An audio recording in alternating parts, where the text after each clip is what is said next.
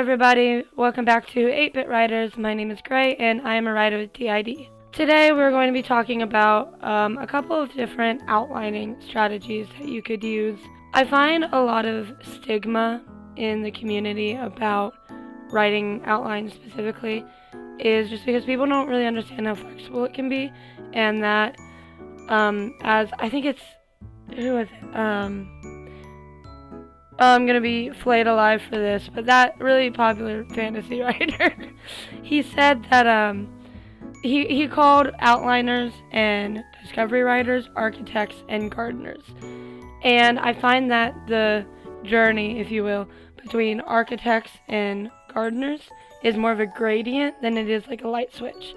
So I am here to show that outlining can mean many different things, and if it's still not working for you, if you hear all of this and you're like, I still just don't think it fits, I definitely implore you to try something, but if you know it's not going to work, you know it's not going to work. And I definitely believe in pure discovery writing. I don't want to come across in any other way. So, first up, we're going to be talking about my favorite outline strategy ever. I use it in every project I make, anything longer than a short story at least. And that is, of course, Blake Snyder's beat sheet. I could do a whole video on this thing. It's very in-depth, but at the end of the day, it's also quite simple. It's definitely one of my favorite strategies because of the structure it gives. It's a lenient structure, and you'll see what I mean. It was originally created for screenwriting. It takes 15 plot points to make a flexible but controlled plot structure. These are the 15 plot points in Blake Snyder's beat sheet. Opening image, theme stated, setup, catalyst, debate, break into two, B-story, fun and games, midpoint, bad guys close in, all is lost, dark night of the soul, break into three, finale, and final image.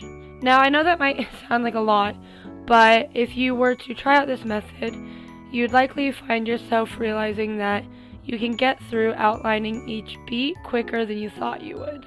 I think the longest things that take to outline are fun and games, for sure, because it's the biggest chunk of your story, and the finale, because it's the climax.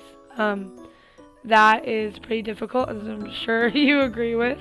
Now, if you want to try to use this method, but you don't like all those plot beats, it kind of stresses you out, it overwhelms you, here are the ones I think are the bare minimum, personally. First of all, the catalyst. This is when the status quo changes. This change is irreversible. You cannot turn back from whatever happens in the catalyst. In my novel Plant Life, this is when Bezzy, the main character, becomes entranced by adventure. They want to travel and experience life outside of their small hometown. And in my other project, it's when the main character, Evelyn, finds the first piece of evidence for this lost sanctuary. This point is very important because it sets up the kickoff for your story. It's one of those beats that the story just can't happen without it. The next one that I think is bare minimum is the break into two. This is the end of Act 1, beginning of Act 2, whatever you want to call it, both. The way to separate the catalyst and the break into two, because that used to confuse me all the time, is one, the catalyst can often be anything, right? It can be a car crash, it can be a grade on the test, it could be a monster, right? Whatever. The break into two needs to be a decision on your protagonist's part that kicks off the story. This is another thing where the story just couldn't happen without this thing, whatever it may be. In Plant Life, it's when Bezzy agrees to go to carnival and see more things. And in my Evermore novel, it's when Evelyn becomes very fixated on proving that this paradise exists and finding her way to it. Next one is the midpoint. This is the biggest turning point in the story. This can often be a plot twist, though contrary to some people's beliefs, it doesn't have to be. However, a plot twist does usually encourage the plot to shift, so I can see why we would normally go there. I don't really know what it is in Plant Life yet because I haven't gotten there, but in Evermore, it is very clearly to me when she goes through the portal, which will make sense for you one day. But yeah, it essentially, she can't go back from that, and it flips the whole story on its head. This is very important because not only does it keep the plot moving with some energy and fuel, but it makes it dynamic. It keeps some moving parts around. Next one, and bear with me here, this is the break into 3. It is like the break into 2, the end of one act and the beginning of the next, and that would be the end of Act 2, the beginning of Act 3. This is a little after all is lost, after everything is seemingly completely out of control. In the break into 3, an epiphany or some kind of advice or encouragement causes the protagonist to decide to try again. They shake off the dust and they brush off whatever has made them believe that there's no winning, and they go in to give it one last good attempt. This is very important because it finishes off the story, first of all, but it also keeps it in your protagonist's hands. It lets you have that low moment, that scary moment, that time of, oh my god, what if it doesn't work out? And then you put the plot, you scoop it up, and you put it back in the protagonist's hands, and you say, go do something. And then they go do it. Lastly, is the finale. This is your climax. This is the final battle, your biggest moment in the story. Your protagonist is finally closing out the plot and either succeeding or failing, and the end is coming.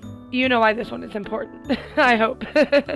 These moments in Blake Snyder's beat sheet, not just the ones I covered, but all of them, map out the purpose, the function of major plot beats. They aren't meant to tell you what to do or how to do it, they're really just meant to tell you why. This makes them very flexible. You can pretty much do whatever you want, as long as it fits the definition, which the definition is very broad. If you like a little structure to your outlines, but not a ton, Blake Snyder's beat sheet might be for you. Next up, we're going over something I call the overview. This is where you just write out a simple explanation of what happens. It doesn't need to be fancy. There's no bullet points, no long pages, just a couple paragraphs, in my opinion 1 to 3, explaining everything that happens.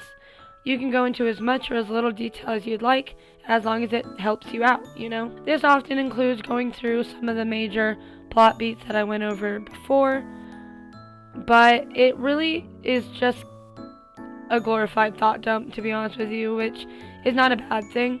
Anything that helps you finish your novel or your novella, your short story, whatever, is a good thing, as long as it's not harming yourself or others. So I don't see just using a thought dump as a bad thing either, but I wouldn't call it an outline. That being said, overview, we'll talk about it.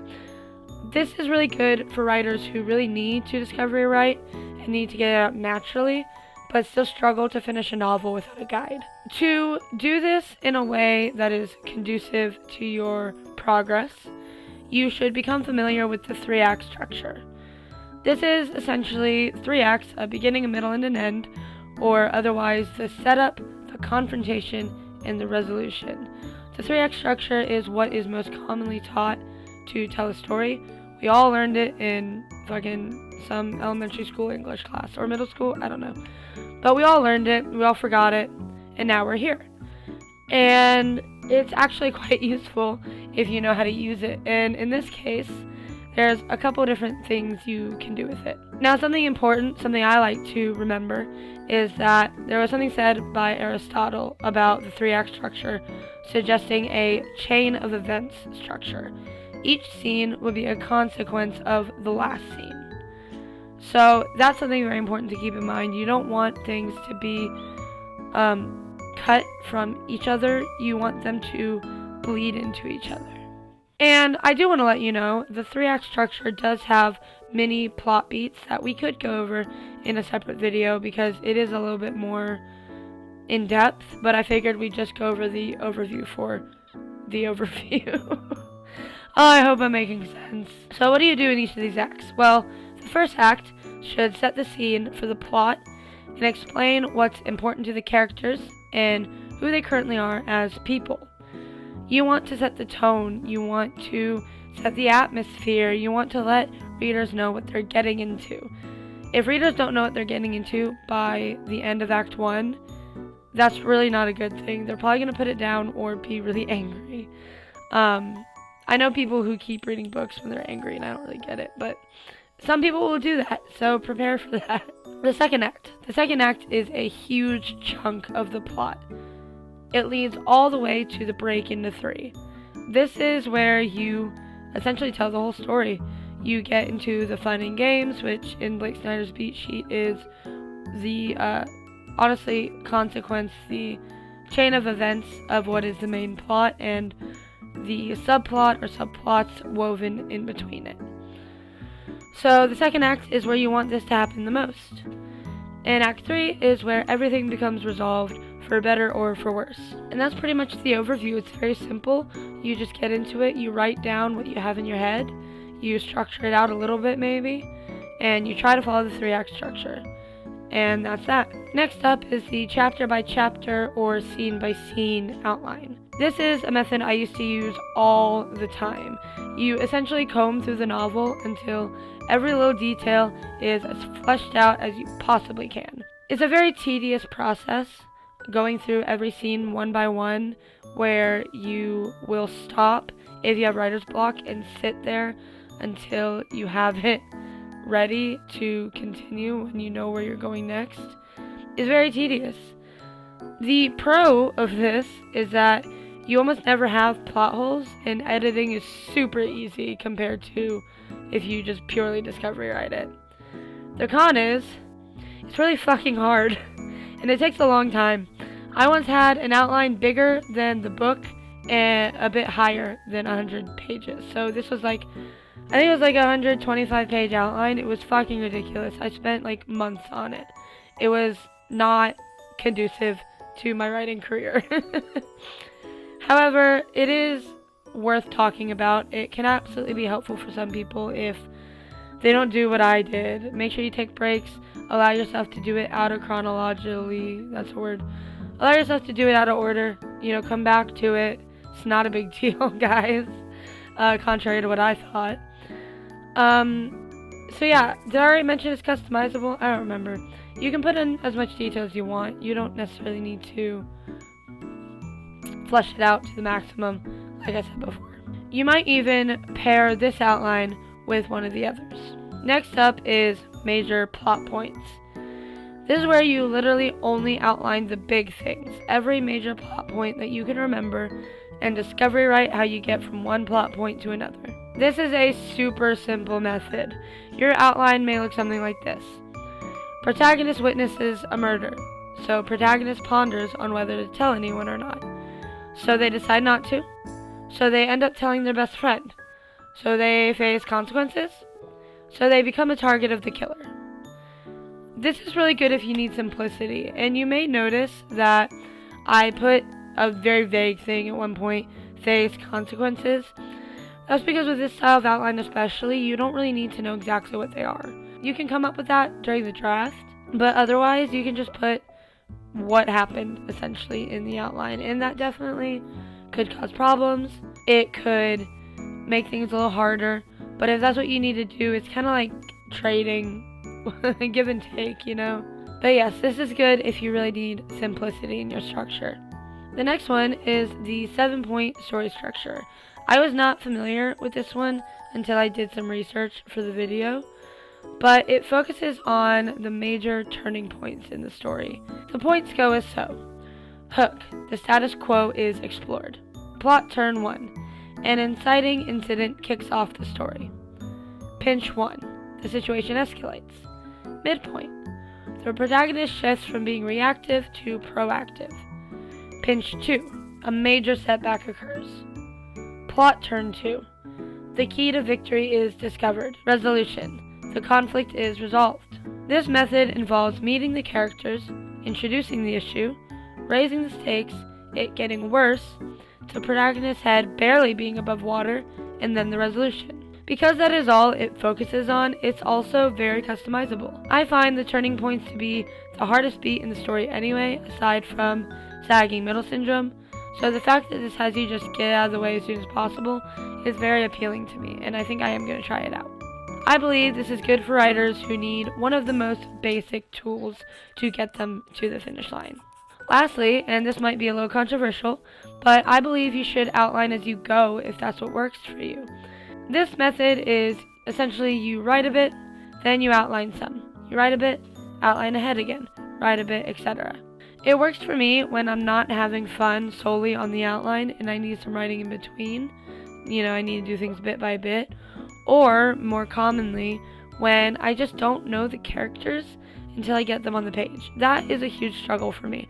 I'll plan out a character completely in one way, and then I'll start writing them, and they're not that way at all. So sometimes I need to at least start a novel in this way, and then figure out the rest. So if you're having trouble naturally capturing your plot and your characters, I very much suggest you try this. It's a very manageable way to outline. Alright, that's about it from me. I hope you enjoyed this video. I hope you enjoyed the different style. And if you would, leave me a comment. I love the comments, so I always ask for them. Might as well. And I hope you have a great day. Stay proud, or whatever it is I say on this channel. Bye!